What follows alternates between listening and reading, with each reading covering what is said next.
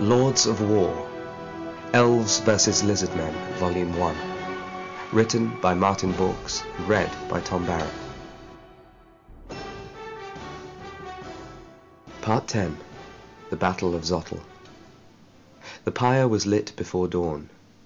The architects of this plan, the summoners of the Gesh Brotherhood, were nowhere to be seen, but strict instructions had been passed on to the shrine guardians of Zottel and their leader, Kaitza, the Red Death. The ceremony had begun exactly as planned. That night, the blood moon would rise and the lunar eclipse would herald the dawning of a new age. Dothrak's silver scale would be reborn. When Kaitza had placed the dragon egg into the vast cauldron, burying it under a mountain of gold, he had prayed to all three of the old gods that their mission would be successful. He had been determined to remain at the top of the temple, as near to the ritual as possible, but his scouts had informed him that soon the elven forces would be upon them. "I must leave to fight," said Kaitza, his rich, purring voice tinged with bitterness. The shrine guardians tending the great blaze nodded and hooted in assent. Kaitza glanced one last time at the cauldron, the riches within it now turned into a molten lake of liquid gold. "I will return." The great lizard man then turned and leapt, speeding down the face of the grand temple, bounding from one vast step of the ziggurat to the next. His enormous tail whipped left and right, keeping him balanced and holding him steady, and when he reached the ground he picked up his weapons, his battered copper shield inlaid with jade, and his club, both of which he had driven into the earth during the night. He gripped his bulky, twisted cudgel and checked it over. The weapon was once a section of a tree root, and into it he had driven dozens of teeth he had knocked from his enemy's jaws across a long career of battling in the Colosseums. He was ready. Overhead, dozens of small pterodons fled. Hails of arrows fired by elven archers, even through the thick canopy of the forest, made it far too dangerous for the frail flying creatures to continue reconnaissance. In fact, all around him, through the undergrowth of the jungle which encircled the temple grounds, myriad creatures fled. Birds, rodents, reptiles, and beasts. They ran not because they feared the elves, but because the elves had set about levelling the forests as they passed, lighting fires and leaving only destruction in their wake. Before the pterodons had been forced to retreat, they had scouted far ahead. This elven regiment was the first of many, it seemed.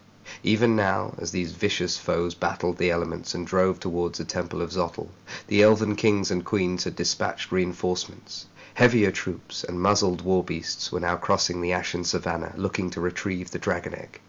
Little did they know that their efforts would be in vain.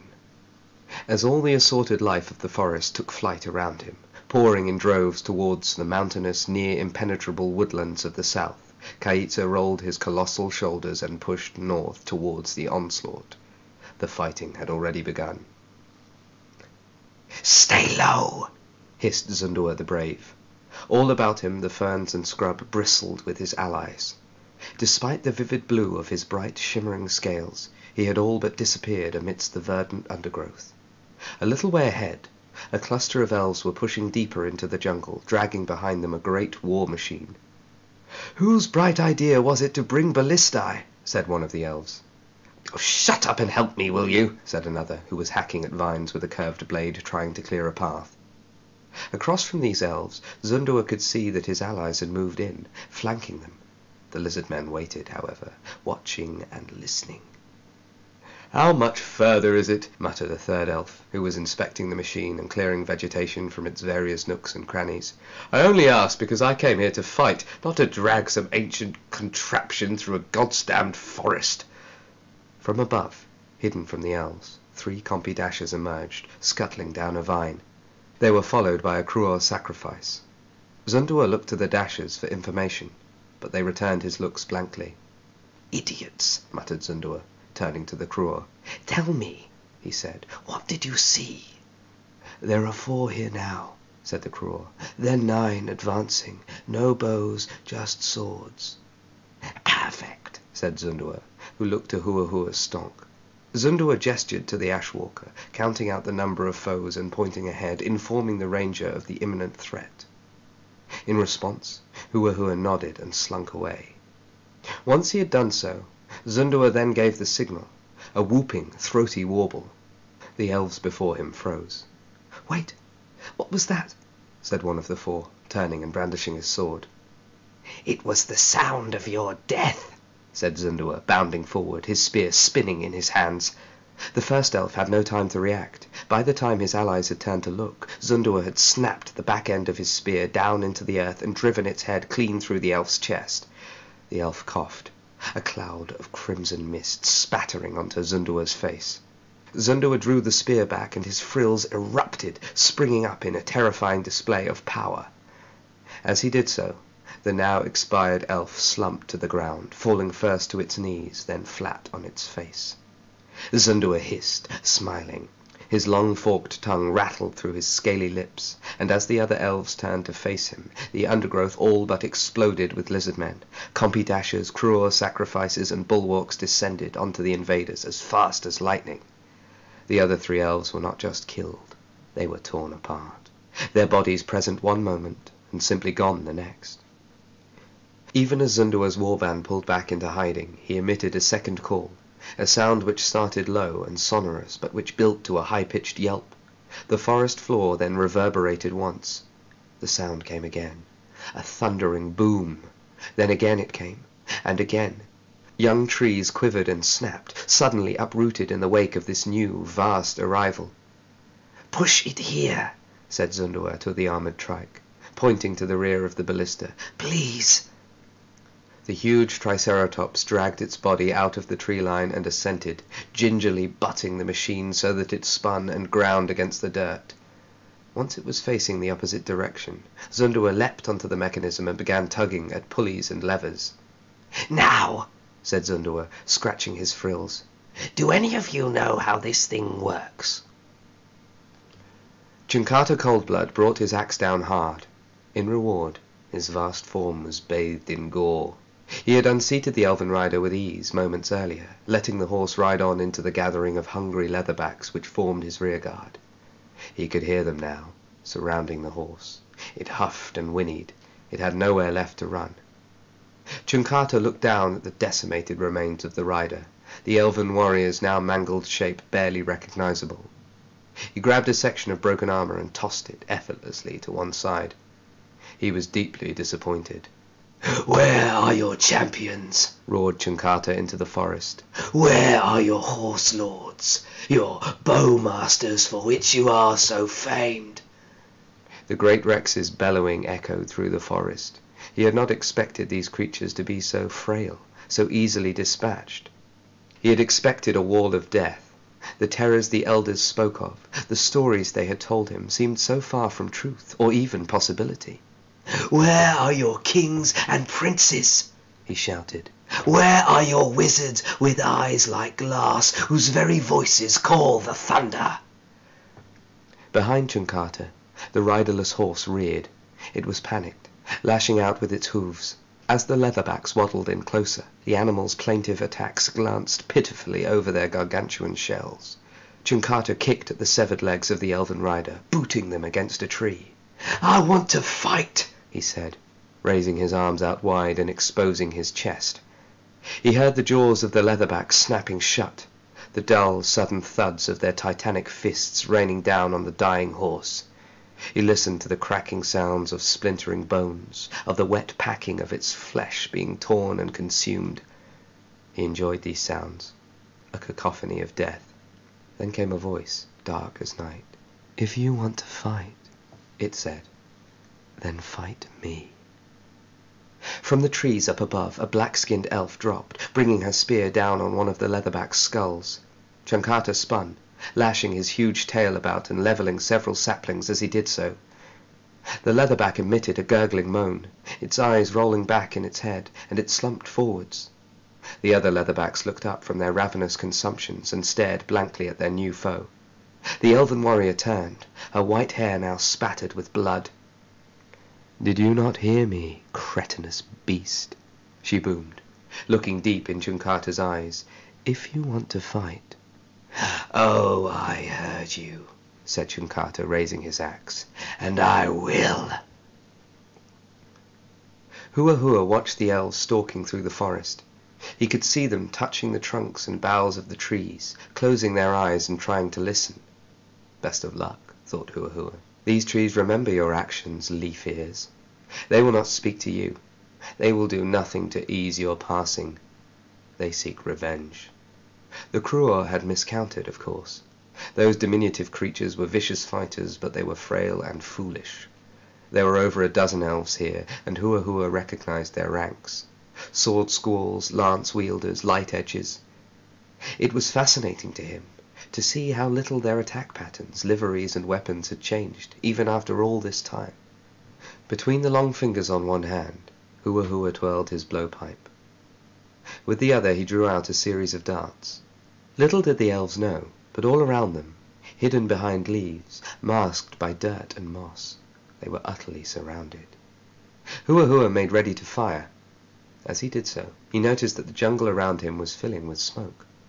This was as predictable as the sunrise, the standard elven battle tactic. They felled great sections of forest, forming fire breaks to the left and right. Then they lit the woods to their flanks. This prevented the kind of guerrilla assault which the Lizardmen favored, the kind of warring which made it impossible to plan ahead. Instead, the elves shaped battlefields to suit their purposes, creating central thoroughfares down which they could loose arrows or surge forward and backwards on horseback. As for the fires, they created panic. The sound of the blaze consuming the forest quickened the blood and confused creatures less capable of differentiating the sounds of an inferno from that of horses' hooves. And with their keen eyes, the elves could distinguish one another more easily than their opponents could through the resulting suffocating clouds of smouldering ash. Before long, thought Hua, they would be forced to pull back to the temple. Before long, if they failed to thin the elven ranks, the tide of this battle would turn. His contemplation was then rudely interrupted. Behind him there was an echoing, merciless, murderous sound which he knew only too well. Ripping through the trees and arcing towards him sailed a vast spear. It tore past leaves and branches, shattering all in its path. The elven infantry division clearly heard it too, but they did not flee. They failed to understand. He could see it on their faces. Why would a ballista be firing back towards them? There must be a plan they weren't aware of. The huge javelin crackled through the canopy, and just as the elves realized what was happening, it was too late. A sword squall was impaled, run through. Its body continued to fly backwards, leveling a full-grown tree and sailing up along the corridor of vegetation the elves had chosen to use as their theatre of war. As the other elves watched the storm squall's skewered body sailing by, they turned inwards, away from the edges of their corridor.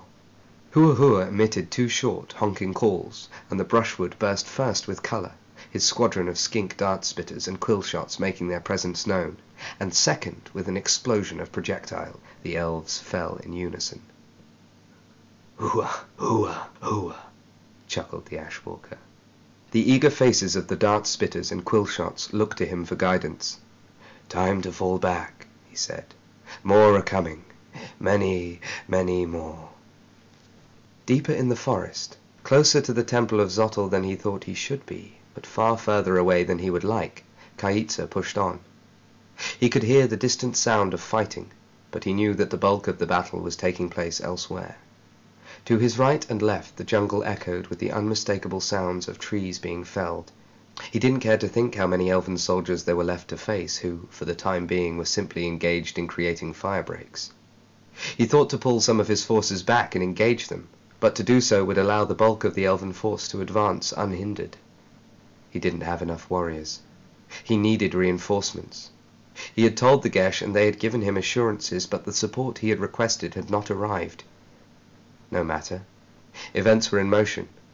In but a few hours the eclipse would begin. There was not long to wait. As he advanced, Kaitza caught, out of the corner of his eye, a sight which surprised him. As he turned to look, he was drawn in, forced to redirect his attentions and abandon his thoughts of strategy and ceremony. A wide smile broke his lips. The trees all around him had been decorated. Here and there, trussed up with vines on high branches, wild-looking elven monks had been slain and mounted flamboyantly, ornamentally almost, and a wide circle of undergrowth had been cleared. In the centre of the undergrowth sat Quethel Sorlax. Beside him there was a pile of ceremonial blades, elven in design. "You are loud when you travel," Quethel said. The ancient lizard man was cross-legged, his fingertips dug into the earth. "What are you doing?" asked Caitza, staring at the murdered elves tied up in the trees. "With my fingers I am listening," said Quethel. "Many riders advance from the west. They have broken through our lines." Caitza felt his heart skip a beat. They had broken through the lines already. "As for the decorations," Quethel pulled his fingers out of the ground and shook away some damp clumps of earth, "they are a warning." As the two lizardmen commanders stood side by side, smelling the first signs of smoke filtering through the trees, they held the same thoughts in their mind, but neither spoke. They knew that a great war had begun, that a hornet's nest had been stirred, and that their lives would never be the same again.